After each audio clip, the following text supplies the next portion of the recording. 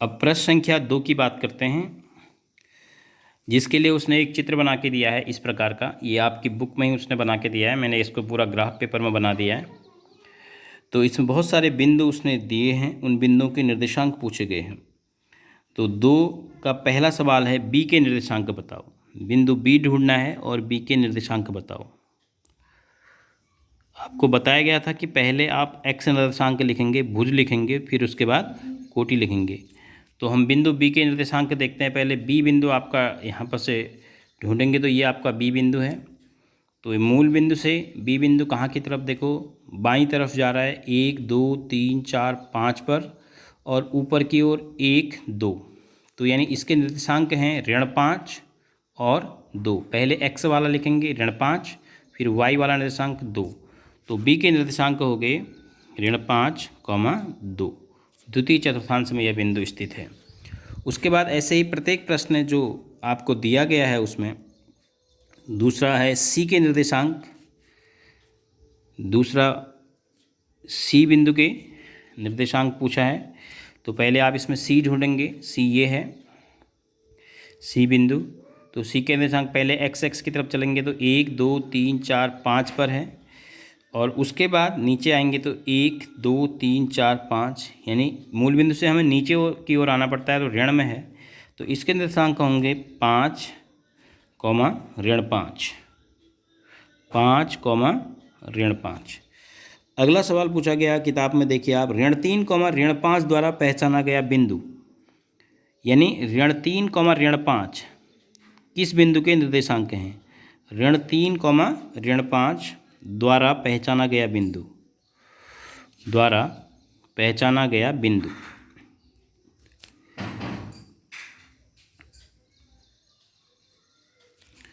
अब ऋण 3, ऋण 5 आप कैसे देखेंगे? पहले आप ऋण 3 पे चले जाइए, 1 2 3 ऋण 3 पे चले गए। अब ऋण 5 माने नीचे की तरफ जाएंगे, 1 2 3 4 5, ये बिंदु आया ई।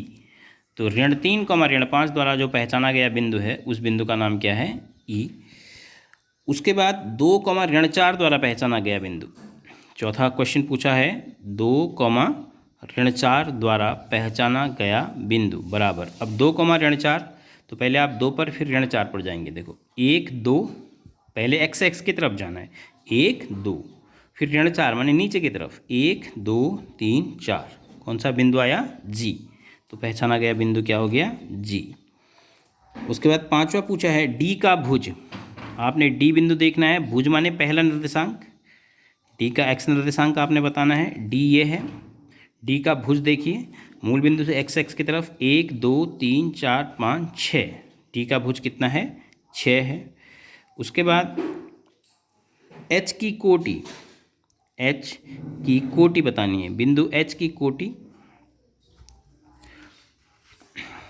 बिंदु एच, ये एच है।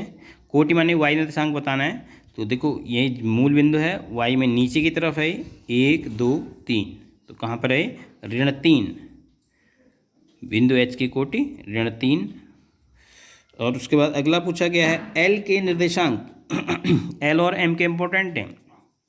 देखो एल यहाँ पर है, ये बिंदु है, तो एल जब आप मूल बिंदु पर ही एल है, देखो ये न दाईं तरफ है ना बाईं तरफ है, तो इसका मतलब एल का पहला निर्देशांक, एल के निर्देशांक, एल का पहला निर्देशांक कुछ नहीं है, ना वो मूल बिंदु से बाईं तरफ है ना ही वो दाईं तरफ है, इसलिए पहला निर्देशांक उसका क्या हो गया? 0। एल के निर्देशांक में पहला उसका 0 क्यों हुआ?